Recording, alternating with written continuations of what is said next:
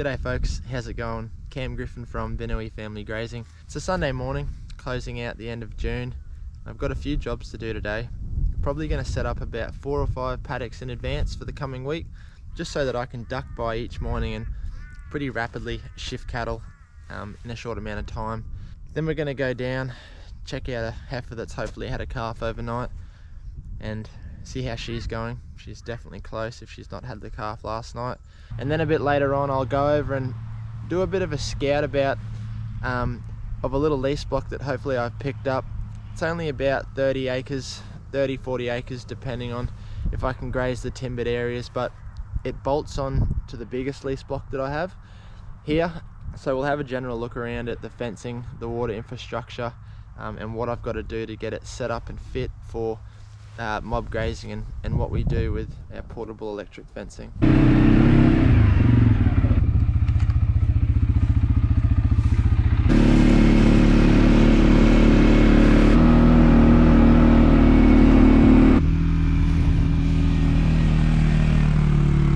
I've brought the cattle down onto the flat where you guys saw in that water infrastructure video where we were setting up the couplings, and they're starting to really have to forage below this frosted off mature grass to get down to some green pick. This is that heifer that I thought might calve last night. She's really started to bag up and her teats have started to develop and her vulva's really swollen up, and when that swells up it's generally a good indication that they're probably 2-3 days away from calving. So I'll still keep an eye out for this afternoon and probably tomorrow morning. But the rest of the mob's looking really good. They're content, they're full, and the best way for me to usually tell that is in front of the animals, well, you're not going to be a good example, egghead. In front of the animal's hook bone, there's a little triangle shape, and if that's protruded, generally the rumen's full and the animal's had enough forage for the day. But if it's indented, then that can mean that they've been limited.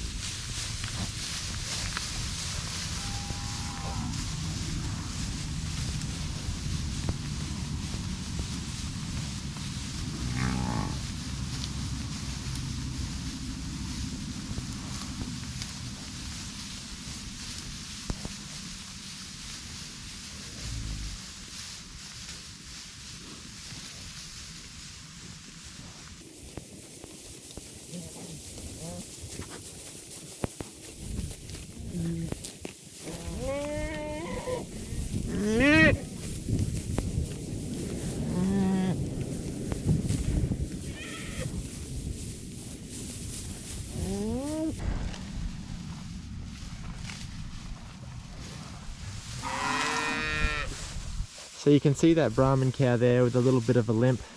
She's the one that I suspect's got a little bit of foot rot. But if we can let her heal just with good nutrition and really try and reduce the amount of antibiotics and medication that we coddle cattle with, it really makes for a lot more profitable business structure. So down on the flat here, I'm just keeping them in with one strand of poly braid, and it hasn't been too hard to keep them in because they don't really want to go down to that creek. It's quite wide. And then as you saw in a previous video where I installed this poly pipe and the quick couplings, the water trough's just down there on the very first one. So I've been strip grazing them away from that trough for about 3 days. So there's been about 3 moves to where they are now. That's the 4th move, and they tend to just stay up in that fresh slice for the majority of the day, only walking back to get a drink of water. And then because the next paddock's going to have a water point in it, I can leave a back fence in and we'll start strip grazing away from that water point. So this flat has actually flooded twice this year, and it's started to lay over a really thick mat of kind of stale grass that's been covered in dirt and silt from the creek water running over it. The high stock densities that we graze in, that we come along, and the kinetic energy from the hoof trampling, the manure, the saliva, the urine, it's kind of like what I think of as like a defibrillator effect. It's a supercharged kind of quick graze. We're getting that biology cycling and happening, and then we're moving off and letting it recover. And in my eyes, that's just a much better, cost-effective, natural technique of getting this pasture revamped than putting out synthetic fertilizers and trying to spike it back up. I've already got a paddock set up for Monday, so I'm just going to go along and set up a paddock for Tuesday and Wednesday. I picked up another 50 odd step-in posts the other day and went over to a mate's and just sharpened them up on the belt grinder, and that really helps in tougher, rockier ground to get them in.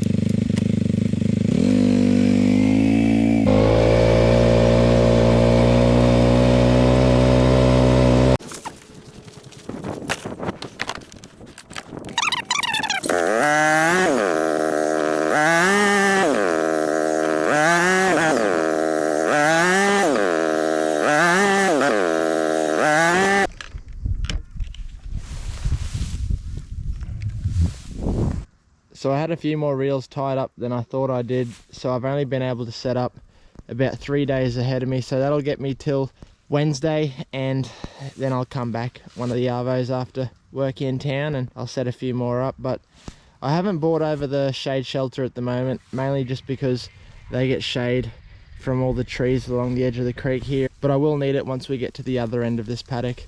That open flat doesn't really have too much shade. But I'll fuel the bike up now and we'll head over towards those mountains on the other side of the creek and check out this lease block that I've managed to get a hold of.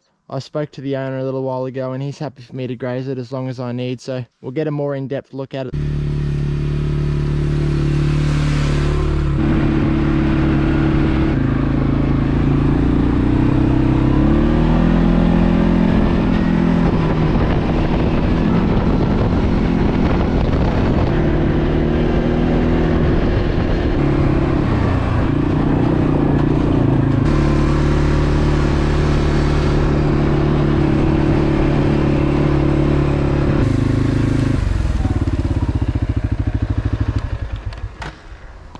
So I used to drive past this block quite a bit as I'd head into town, and you can see all the grass is quite senescent and over mature, and it's gone pretty rank, so it's usually a good sign that there's no livestock on it or it's not being managed. So I was able to track the bloke down that owned it, introduce myself and see if he'd be interested in grazing, and we managed to come up with an agreement. He wants a carton of beer a month and I just want to be able to graze it and have all the forage management decisions. In total it's about 50 acres, but there's about 30 acres of good grazing land, and if I really want to hook in and take down some timber and go fencing up in the mountains, I could probably graze that other 20 acres, but just for now, it's not worth my time to do that while I don't have the stock numbers and while I've still got other blocks that I'm improving. So that might be something that I'll put on the back burner and look at a little bit later on in the year. But I've just come down to the flat to have a look at the condition of the forage, and obviously everything's gone to seed and it's starting to lignify and really get quite woody. But there's some dock, which is a nice winter feed. There's some jute down the bottom. There's some frosted off Phasey bean around. Roads, graded grass and some Johnson grass. But overall, I think it just needs a good restart. It needs to get a good prune, so I'll probably graze it with the cattle, and then just before summer I might come in, lease a tractor, hire a tractor and clip it or mulch it just to give it a good haircut. The creek's nice and full. I'll be able to pump up with the little Firefighter Honda pump, probably up to the hill up there, and then I can gravity feed down and install some water points throughout the flat.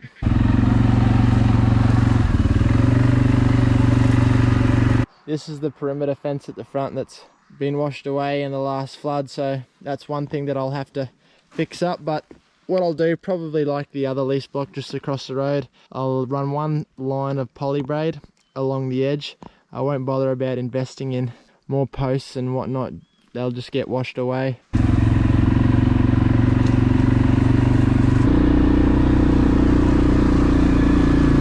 I'm fairly certain the block goes right up the top of that hill there too. There is a lot of work to be done here as I go around.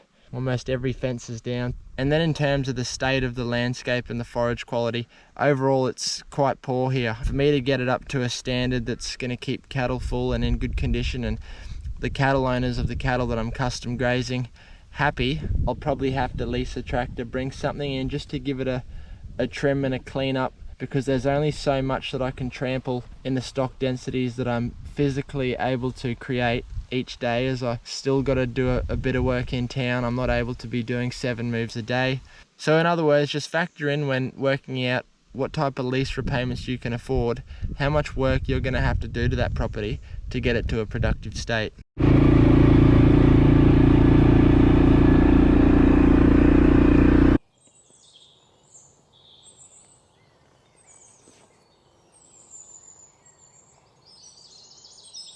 So overall it is quite a nice block, though there is a bit of work to do, and I'm not sure that I'd get it all done in time before cattle would get here on the current rotation that we're in, and whether I'm better or not just keeping cattle on that side of the bridge, taking them back to the dam, the home base, and just putting away at this property on my days off and when I get a spare chance, because there are still priorities at the other block that I've got to finish up and that I've got to get done.